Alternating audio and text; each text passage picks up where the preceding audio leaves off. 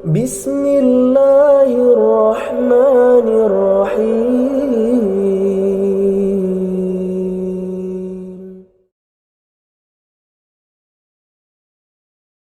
Bismillahirrahmanirrahim. Assalamualaikum warahmatullahi wabarakatuh. Innal hamdalillahi nahmaduhu ta'ala wa nasta'inuhu wa nastaghfiruh wa na'udzu billahi min shururi anfusina wa min sayyiati a'malina. May yahdihillahu fala mudilla lahu wa may yudlil fala hadiya lahu. Wa ashhadu an la ilaha illallah wahdahu la syarika lah. Wa ashhadu anna Muhammadan abduhu wa rasuluh sallallahu alaihi wa ala alihi wa sallama tasliman katsira. Ya ayyuhalladzina amanu taqullaha haqqa tuqatih wa la tamutunna illa wa antum muslimun. يا أيها الناس اتقوا ربكم الذي خلقكم من نفس واحدة وخلق منها زوجها وبث منهما رجالا كثيرا ونساء واتقوا الله الذي تساءلون به والأرحام إن الله كان عليكم رقيبا يا أيها الذين آمنوا اتقوا الله وقولوا قولا سديدا يصلح لكم أعمالكم ويغفر لكم ذنوبكم ومن يطع الله ورسوله فقد فاز فوزا عظيما ثم أما بعد فإن أصدق الحديث كتاب الله وخير الهدي هدي محمد صلى الله عليه وعلى آله وسلم وشر الأمور محدثاتها فإن كل محدثة بدعة وكل بدعة ضلالة وكل ضلالة في النار. أيها الإخوة الكرام rahimani wa rahimakumullah. Para hadirin yang dimuliakan Allah Subhanahu wa taala, kita selalu memuji kepada Allah Subhanahu wa taala dengan pujian yang setinggi-tingginya. Karena yang berhak untuk dipuji dengan pujian yang setinggi-tingginya hanya Allah Subhanahu wa ta'ala. Dan juga kita mensyukuri nikmat Allah Subhanahu wa ta'ala, nikmat yang tidak terhingga, yang dimana Allah Subhanahu wa ta'ala masih memberikan kesempatan kepada kita semuanya untuk beribadah. Karena majlis ini yang dimana majlis ilmu, yang dimana Nabi sallallahu alaihi wasallam mengatakan talabul ilmi fardhatun, menuntut ilmu adalah suatu kewajiban, dan menuntut ilmu adalah merupakan ibadah kepada Allah Subhanahu wa taala. Sehingga dengan duduknya kita di sini, kemudian mempelajari Al-Quran dan Sunnah, kemudian mempraktekkannya, itu adalah merupakan ibadah. Dan duduknya kita di sini itu akan mendapatkan pahala dari Allah Subhanahu wa taala dengan syarat niat ikhlas karena Allah Subhanahu wa taala. Dan majlis-majlis zikir, majlis-majlis ilmu adalah merupakan riyadul jannah, kebun dari kebun surga, yang dimana Nabi sallallahu alaihi wasallam mengatakan, idza marartum bi riyadil jannah farta'u. Nabi mengatakan kepada para sahabatnya, apabila kalian melewati dari kebun-kebun surga, maka singgahlah kalian dengan senang. Kemudian para sahabat mengatakan, ya Rasulullah, wa ma riyadul jannah, apa itu kebun-kebun surga? Kemudian Nabi sallallahu alaihi wasallam mengatakan bahwa kebun-kebun surga adalah majlis-majlis zikir. Dan termasuk diantaranya yaitu majlis-majlis yang dimana di sana mempelajari Al-Quran dan Sunnah Nabi Muhammad Sallallahu Alaihi Wasallam. Itu adalah merupakan kebun-kebun surga.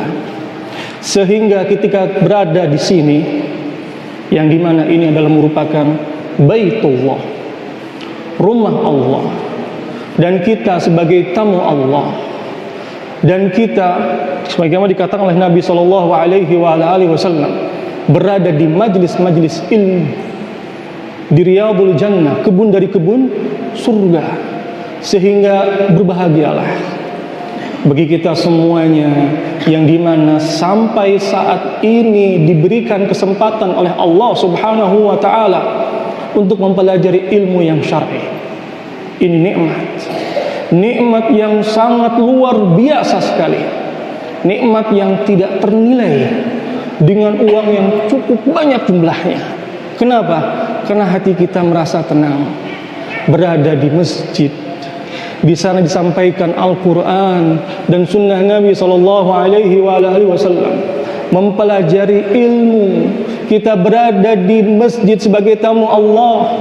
Kita berada di masjid mempelajari Al-Quran dan Sunnah Nabi Muhammad Sallallahu Alaihi Wasallam.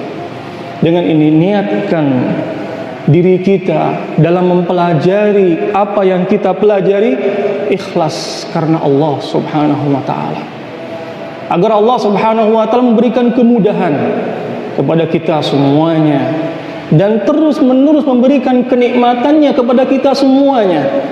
Dan jangan sampai Allah Subhanahu wa Ta'ala mencabut kenikmatan ini, kenikmatan yang luar biasa.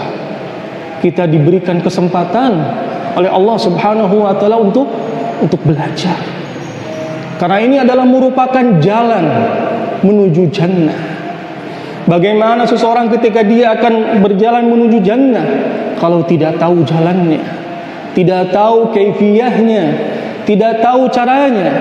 Nabi Shallallahu Alaihi Wasallam mengatakan, barang siapa yang dia menuntut ilmu, man salaka tariqan yaltamisu bihi ilman sahhalallahu lahu tariqan ilal jannah.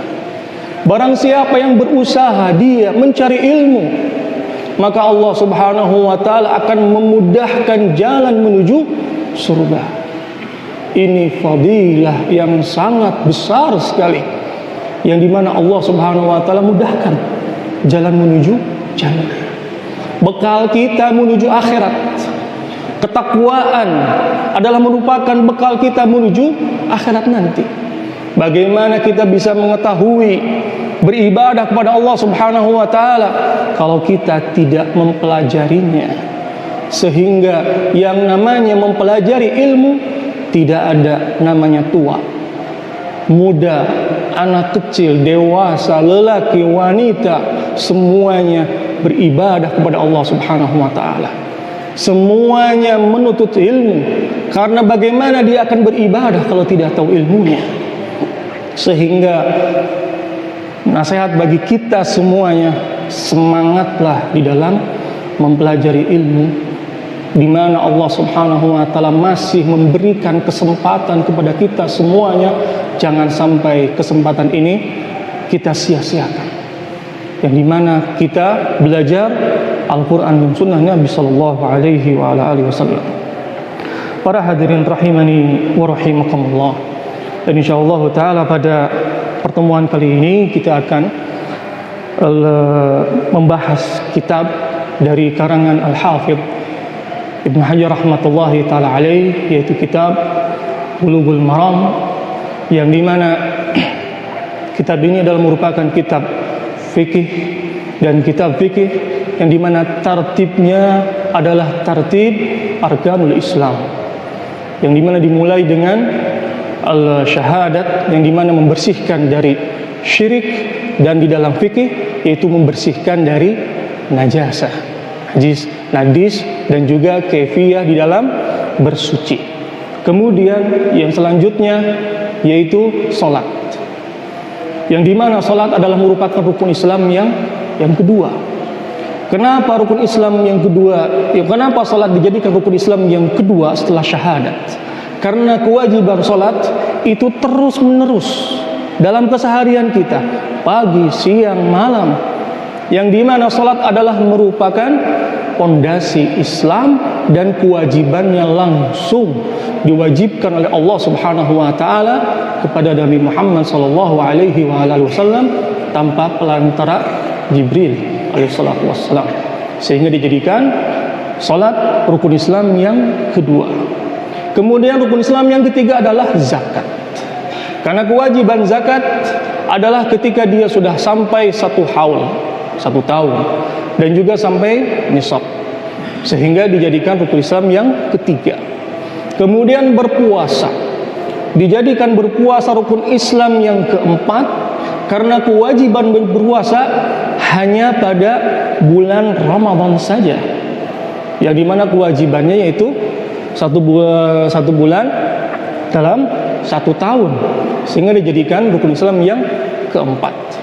Kemudian dijadikan rukun Islam yang kelima haji, karena kewajiban haji yaitu hanya 1 kali saja dalam seumur hidupnya, sehingga dijadikan berpuasa merupakan dengan ini dijadikan al-haji merupakan rukun Islam yang kelima.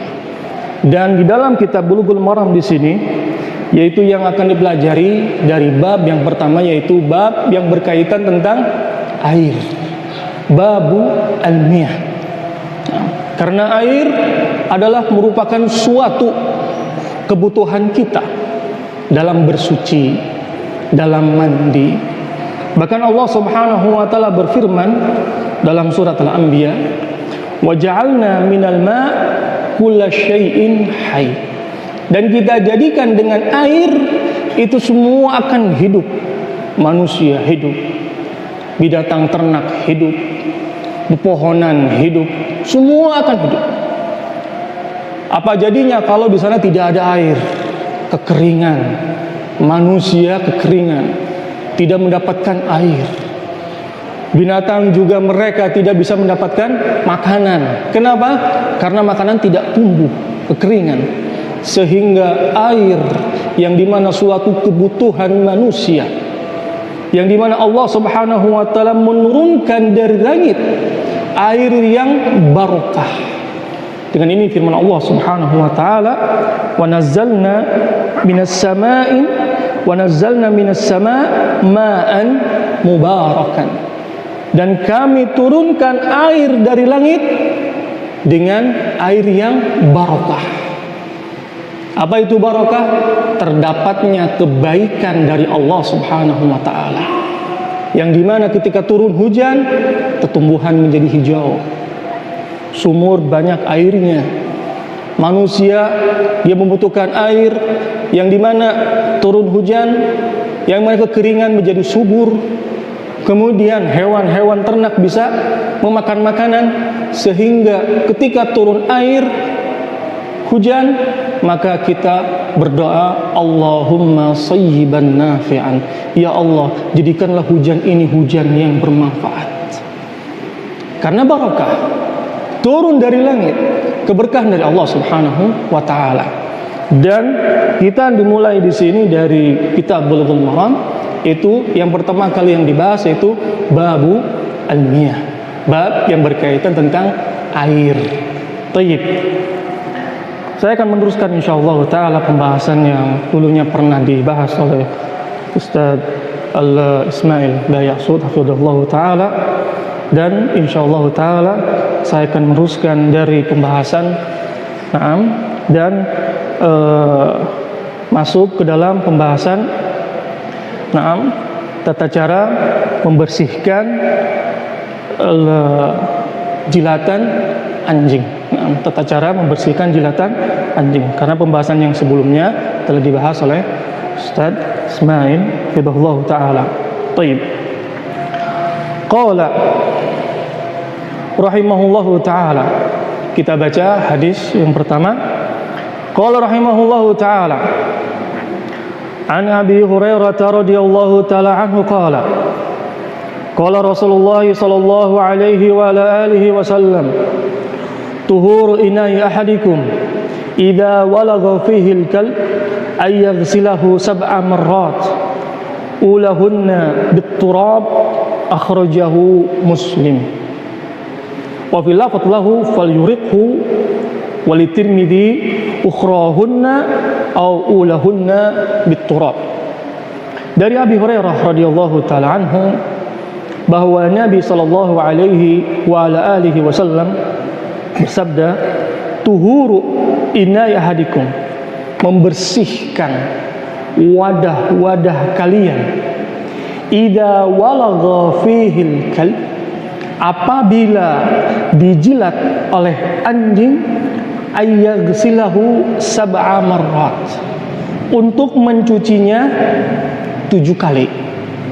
Ulahunna bitturab, yang pertama kali yaitu dicampur dengan tanah. Akhrajahu Muslim. Dalam lafaz yang lain, falyurikhu yaitu air yang berada di wadah itu dibuang. Wali Tirmidzi ukhrahunna au ulahunna bitturab. Dalam riwayat Imam Tirmidzi, yang terakhir atau yang pertama dicuci dengan campuran dengan tanah. Taib, hadis yang pertama dari hadis Abi Hurairah radhiyallahu taala anhu. Abu Hurairah adalah termasuk dari sahabat Nabi sallallahu alaihi wasallam yang paling banyak meriwayatkan hadis. Beliau meriwayatkan dari hadis Nabi sallallahu alaihi wasallam lebih dari 5.000 hadis. Nah, yang dimana dengan doa Nabi sallallahu alaihi wasallam. Yang dimana Abu Hurairah ketika itu mengadu kepada Nabi sallallahu alaihi wasallam dikarenakan apa yang dia dapat dari Nabi hilang. Kemudian Nabi sallallahu alaihi wasallam membentangkan selendang, kemudian beliau menyatukannya dari ujung ke ujung di tengah dan ditekankan di dadanya Abu Hurairah. Kemudian Abu Hurairah mengatakan, setelah Nabi melakukan itu terhadapku, aku tidak pernah lupa apa yang telah aku hafal dari hadis Nabi sallallahu alaihi wasallam. Dengan doanya Nabi sallallahu alaihi wasallam. Dengan ini Abu Hurairah banyak sekali yang meriwayatkan dari hadis Nabi sallallahu alaihi wasallam, lebih dari 5.000 hadis. Nah, Nabi sallallahu alaihi wasallam mengatakan, tuhuru ina ahadikum, membersihkan wadah kepunyaan kalian apabila dijilat oleh anjing, untuk mencucinya 7 kali. Ulahunna bitturab, yang pertama kali dicampur dengan tanah. Tapi di dalam hadis ini dalil menunjukkan bahwa jilatan anjing itu najis. Jilatan anjing itu najis. Apa dalilnya menunjukkan bahwa jilatan anjing itu najis? Hadis ini, yang dimana Nabi sallallahu alaihi wasallam memerintahkan untuk mencucinya. Bahkan najisnya termasuk najis yang mughalladhah, yang berat.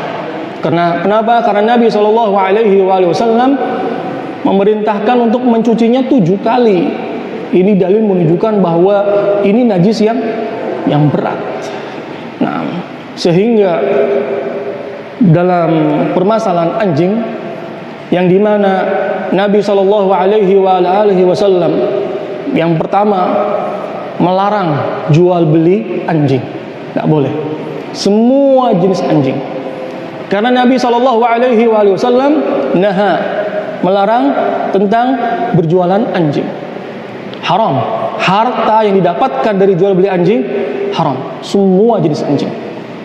Kemudian yang kedua, bahwa seseorang yang memelihara anjing, dia akan dikurangi dari kebaikannya, dari pahalanya 1 qirat.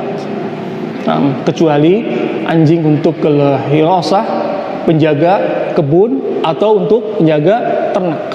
Nah, kemudian yang ketiga, bahwa terdapatnya anjing di rumah adalah merupakan sebab-sebab tidak masuknya malaikat. Dengan ini Nabi sallallahu alaihi wasallam mengatakan, la yadkhulul baitan, tidak akan masuk rumah, yakni malaikat tidak akan masuk rumah yang dimana di sana terdapat anjing. Anjing dan gambar-gambar makhluk bernyawa. Hal ini sebagaimana Nabi SAW ketika menunggu Jibril alaihissalatu wassalam, yang dimana Jibril ketika ditunggu beliau tidak datang. Nah, kemudian Jibril ketika datang kepada Nabi SAW dan Nabi menanyakan kenapa engkau yakni telat.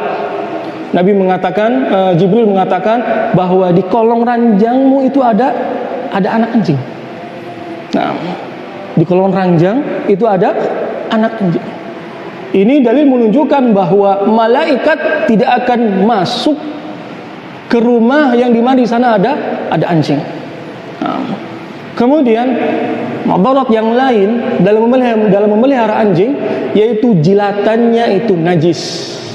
Bagaimana apabila anjing itu menjilat ke sana kemari, temboknya dijilat, wadahnya dijilat, pemiliknya dijilat-jilat pipinya dan sebagainya, nempel najis semuanya, bajunya dan sebagainya najis semua, dijilat-jilat oleh anjing. Nah, dengan ini dilarang oleh Nabi SAW memelihara anjing.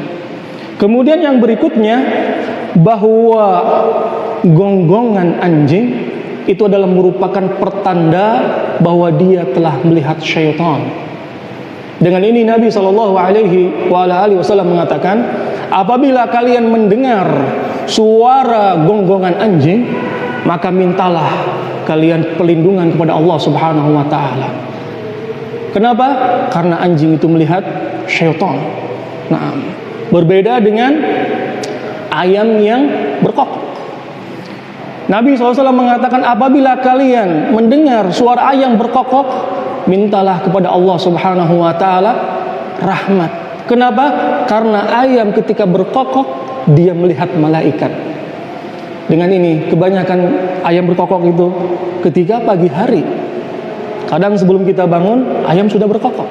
Kenapa? Karena malaikat turun pagi hari ke dunia mengatakan, yakni Allahumma, ya Allah, berikan orang yang berinfak dengan penggantinya. Malaikat yang kedua mengatakan, ya Allah, berilah orang-orang yang pelit dengan kebinasaan. Turun dua malaikat. Kapan itu? Ketika pagi hari. Dengan ini ayam berkokok. Dengan ini kita dilarang untuk mencela ayam. Nah, kenapa? Karena Nabi SAW melarang ada ayam jago dilempar oleh dengan kayu atau dengan batu. Nabi mengatakan, la tasubuddik, jangan kalian mencela ayam jantan, fa innahu yuqidu lis-shalah, karena ayam jantan membangunkan orang-orang untuk sholat. Nah, dengan ini Nabi SAW melarang seseorang untuk mencela, melempar dengan batu, kayu dan sebagainya, karena ayam jantan itu yuqidu lis-shalah, bisa membangunkan orang-orang sholat. Nah, taib. Nabi SAW di sini memerintahkan bahwa apabila ada bejana dijilat oleh anjing, maka kita basuh alat tadi, nah, dengan 7 kali. Pertama kali dengan tanah. Boleh tanah dicampur dengan air, diaduk. Pertama kali dicuci dengan tanah yang campuran di sana dengan air, kemudian dicuci 7 kali. Dan mencuci 7 kali itu wajib. Tidak boleh kurang dari 7 kali. Harus 7 kali. Kenapa? Karena Nabi telah mematok bahwa di dalam pencucian bejana yang dijilat oleh anjing 7 kali. Kemudian ini dalil menunjukkan bahwa sesuatu yang terkena oleh najis jangan dibuang. Kenapa? Mubadzir, membuang-buang harta. Nah, ada piring dijilat oleh anjing, buang. Ada ember dijilat oleh anjing, dibuang. Ada yang dibuang anjing, dibuang. Nah, ini termasuk dari membuang-buang harta. Nabi SAW telah mengajarkan pada umatnya tata cara kaifiyah di dalam membersihkan wadah yang terkena oleh jilatan anjing. Apakah diperbolehkan mencucinya dengan selain dari air dengan tanah? Al-jawab, la yajuz. Dengan sabun yang paling mahal misalkan, dengan sunlight ataupun dengan yang lainnya, apakah diperbolehkan? Syariat telah menetapkan di dalam pencucian itu harus dengan air 7 kali. Dan pertama kali yaitu dicampur dengan tanah. Kenapa dengan tanah? Pertama, karena tanah itu bisa mensucikan. Dan ini adalah merupakan kekhususan umat Nabi Muhammad sallallahu alaihi wasallam, yang dimana tanah itu bisa mensucikan. Hal ini sebagaimana Nabi sallallahu alaihi wasallam bersabda, wa ju'ilatil ardu masjidan wa tahura, dan dijadikan untukku, untuk umatku, bahwa bumi ini bisa untuk sholat dan tanahnya itu suci. Dengan ini seseorang ketika dia tidak ada air, maka bagaimana dia bersuci? Ya dengan tanah, dengan tayamum. Kenapa? Karena tayamum itu dengan tanah, karena tanah itu suci. Nah, dengan ini bahwa dengan mencuci dengan tanah di sini bisa membersihkan dengan maksimal. Dengan maksimal. Yang pertama, irit, mungkin tanah nggak usah beli ke toko, di rumah depan kita mungkin ada, ambil, campur dengan air, bersihkan. Bagaimana apabila anjing menjilat ke baju kita, ke tubuh kita? Dikatakan oleh Syekh bin Baz rahimahullahu taala juga sama, cuci 7 kali. Kenapa? Najis. Dan najisnya mughalladhah, najisnya berat. Kenapa? Karena syariat telah mengajarkan untuk mencucinya selama 7 kali. Nah, baik kena tubuh kita, baik mengenai baju kita, piring, ember, lain sebagainya, cuci dengan air 7 kali. Pertama kali dengan air yang dicampur dengan tanah, sebagaimana yang telah diajarkan oleh Nabi Sallallahu Alaihi Wasallam. Kemudian dalam lafaz di sini, wa fil lahu falyurikhu. Mana falyurikhu di sini? Yaitu dibuang air yang terdapat pada wadah itu. Nah, toib lafaz ini falyurikhu di sini, ini lafaz yang tidak sahih. Sehingga air yang terdapat pada wadah,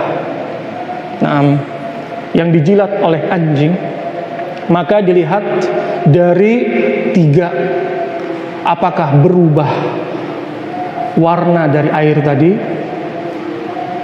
apakah baunya, yakni dari air tadi rasanya warnanya berubah karena air warnanya bening.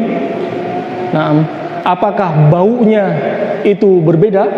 Ada bau yang berbeda, berarti air tadi sudah tercampur dengan sesuatu yang najis.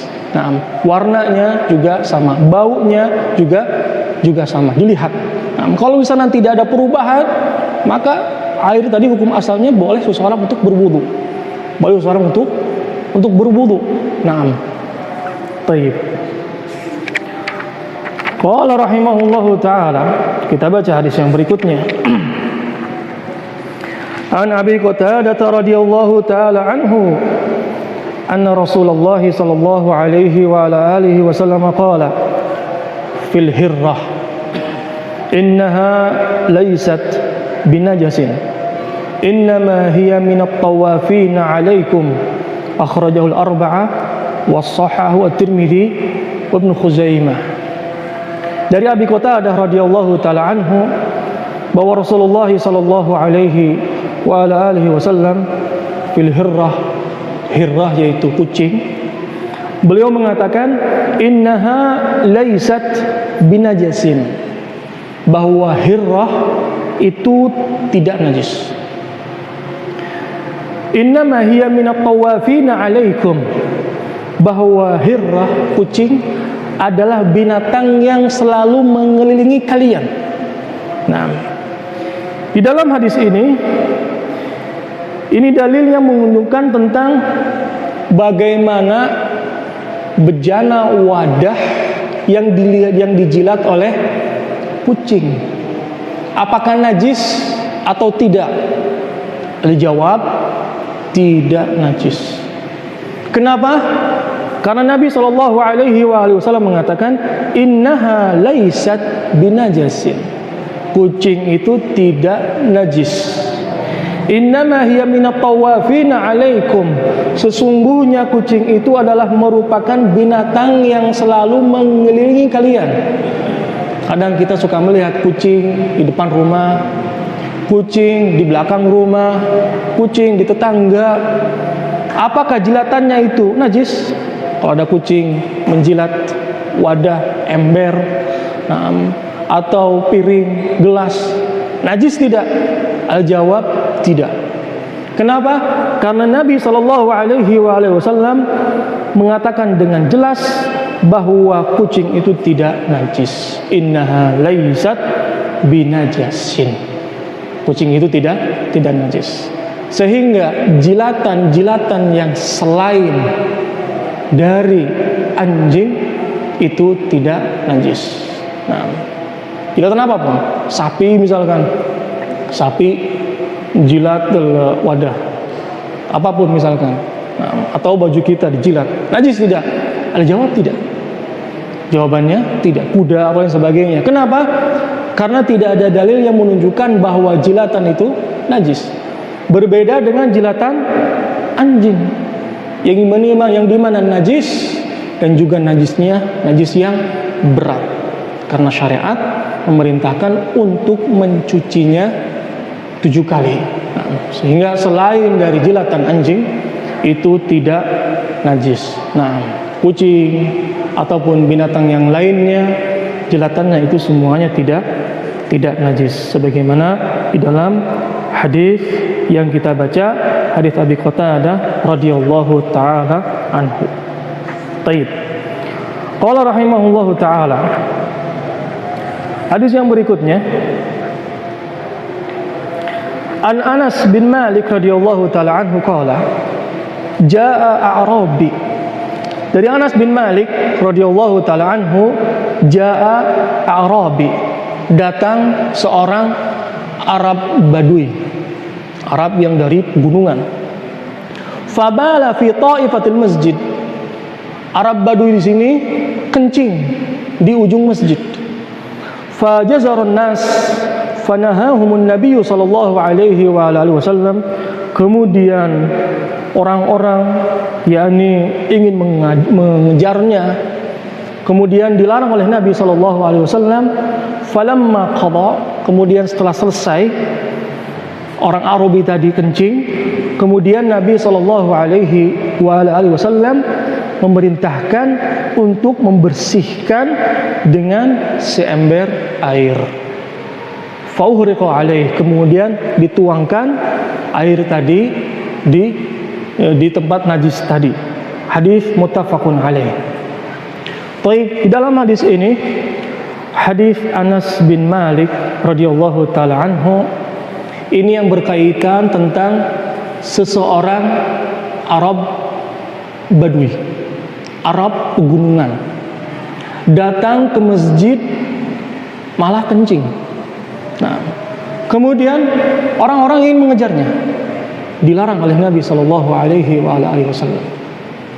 Dan ini adalah merupakan dakwah yang hikmah yang dilakukan oleh Nabi Shallallahu Alaihi Wasallam ketika mengajari orang-orang yang tidak tahu bahwa itu adalah haram. Kenapa dibiarkan? Apakah Nabi SAW membiarkan kemungkaran yang berada di hadapannya? Jawabannya tidak. Nabi ketika Arabi tadi sudah kencing, dipanggil Arabi tadi. Ini merupakan masjid, rumah Allah. Tidak boleh seseorang kencing di masjid.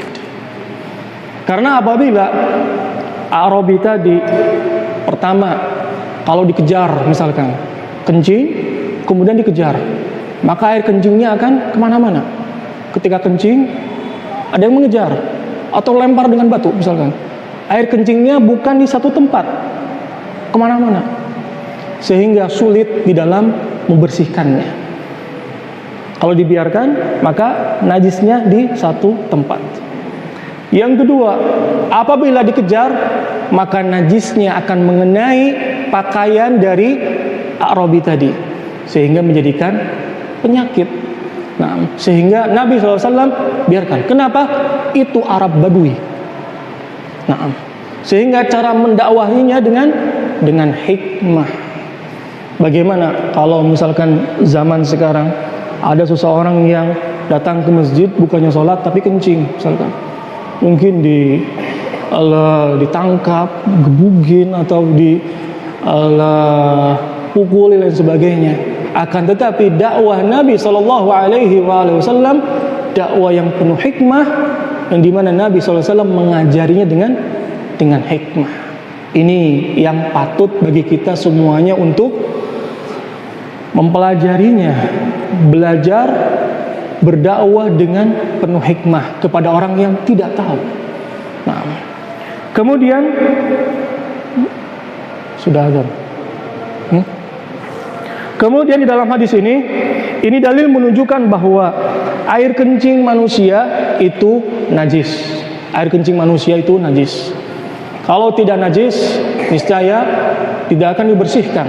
Nah, dan najisnya di sini najis yang dimana dibersihkan, kalau sudah najisnya maka selesai, tidak perlu harus 7 kali. Nah, dan di dalam hadis ini bahwa air kencing manusia yang dimana itu adalah merupakan penyebab seseorang disiksa di alam kuburnya apabila dia tidak terjaga dari percikan air kencingnya. Hal ini sebagaimana Nabi SAW ketika melewati 2 kuburan yang sedang disiksa, Nabi mengatakan bahwa mereka tidaklah disiksa kecuali disiksa dengan sesuatu yang besar. Kemudian Nabi mengatakan salah satunya dia tidak bisa menjaga dari percikan air kencingnya. Kemudian yang kedua, dia yamshi bin namimah, suka mengadu domba. Ini dalil menunjukkan bahwa air kencing manusia yang pertama najis. Yang kedua, apabila kita tidak terjaga dari air kencing kita, ini adalah merupakan penyebab disiksa di alam kubur. Dengan ini, kaifiyah, tata cara seseorang kencing, apakah berdiri atau duduk, mana yang afdol? Yang afdol adalah duduk. Boleh berdiri? Boleh, karena Nabi pun pernah berdiri. Tapi yang afdolnya duduk. Dan duduk di sini yang pertama, seseorang bisa terjaga dari percikan air kencingnya. Kalau berdiri, biasanya air kencing jatuh, ada yang ke depan, ada yang mengenai tubuh kita. Mungkin kita tidak terasa kena celana, mengenai tubuh kita. Berbeda dengan duduk. Ketika duduk, air kencingnya akan ke depan, tidak ke mengenai kita. Kemudian yang kedua, yaitu dalam kaifiyah kencing, ketika seseorang kencing di luar, jangan kencing berlawanan dengan arah angin. Kemungkinan dia safar, kebelet di jalan, tidak ada kamar mandi, kencing di luar misalkan, boleh tidak? Ya kalau darurat, silakan, jaiz. Nah, mungkin dia kencing misalnya di celana. Nah, keluar, jangan lihat. Pertama, jangan kencing berlawanan dengan arah angin. Kenapa? Ketika dia kencing, angin ke arahnya, maka akan mengenai bajunya, sehingga najis. Ini juga kaifiyah di dalam buang air agar terhindar dari sesuatu yang najis. Naam. Kemudian di dalam hadis ini, yaitu kaifiyah di dalam membersihkan sesuatu itu dengan air. Nah, kenapa? Karena dengan air lebih bersih. Boleh tidak dengan selain dengan air? Boleh. Contohnya misalkan seseorang ketika dia kencing, nah tidak ada air, maka dengan batu. Boleh tidak? Boleh. Kaifiyahnya nanti ada pembahasannya. Berapa batu dan apa saja yang dilarang. Boleh tidak dengan tisu? Jawab boleh. Nah, mungkin di tempat yang lain, nah dikatakan oleh Syekh bin Baz, nah misalkan ada tisu, karena tempat lain mungkin tidak ada air, ada tisu, boleh. Bagaimana dengan air yang tersisa? Buang air kecil atau buang air besar, ada yang tersisa, ada ma'fu, itu dimaafkan. Kalau seorang nggak terbiasa, ya mungkin merasa reseh. Buang air besar, nggak ada air, pakai tisu misalkan. Nah, bagian atasnya mungkin bersih, akan tapi masih ada sesuatu yang najis, walaupun 10 kali, berapa kali, masih ada. Dan hal itu dimaafkan. Hal itu dimaafkan. Sama juga seperti istijmar dengan batu. Karena membersihkan dengan batu pun itu tidak sebersih dengan membersihkan dengan air. Akan tapi sesuatu yang menempel najis itu dimaafkan. Karena berbeda membersihkan dengan batu dan membersihkan dengan air. Tentunya dengan air di sana membersihkan, baunya pun hilang. Kalau dengan batu ataupun dengan yang lainnya, najisnya hilang, tapi kadang baunya masih ada. Baunya masih ada. Wa hadza ma'fu, itu dimaafkan. Wallahu taala a'lam. Baik. Kita cukupkan pertemuan kita sampai di sini, insyaallah taala. Kita teruskan kembali pembahasan kita pada pertemuan berikutnya. Mudah-mudahan Allah Subhanahu wa taala memberikan kemudahan kepada kita semuanya untuk kembali meneruskan apa yang kita bahas. Nah, wa sallallahu ala nabiyyina Muhammad wa ala alihi wa ashabihi wa sallama tasliman katsira. Subhanakallahumma bihamdik, asyhadu an la ilaha illa anta, astaghfiruka wa atubu ilaik. Walhamdulillahi rabbil alamin. Assalamualaikum warahmatullahi wabarakatuh.